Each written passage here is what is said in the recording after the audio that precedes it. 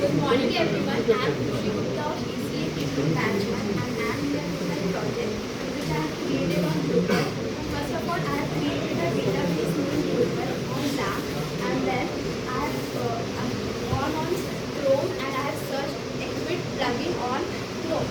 From there I have copied the link and then I have pasted on extend on the DRUPAL website, and this is my online store. It is an e-commerce store.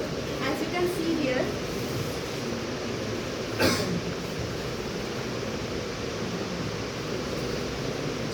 first of all there is a banner saying hello, we welcome you to our website, and then there is a nav bar containing three the store section, about and contact us. There is another contact us page. If we will click on contact us, it will scroll down, and here I have given the location where I have given the location of the store, the timing, the contact and the email.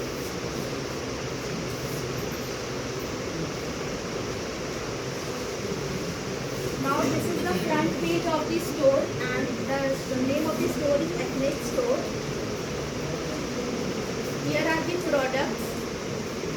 Here are the products with MRP and the name of the product. Then we will click on buy now.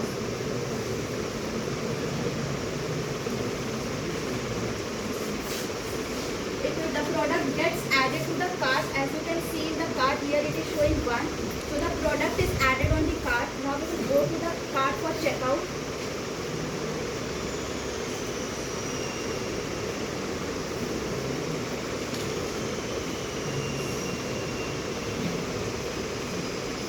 Here the cart is showing us, the shopping cart is showing us the total amount, adding the GST amount, and now we will go on the checkout option here.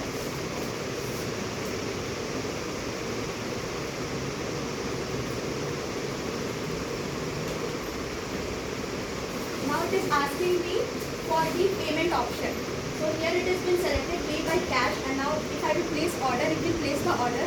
So it is a fully functional website, and I have created it using Drupal. Thank you.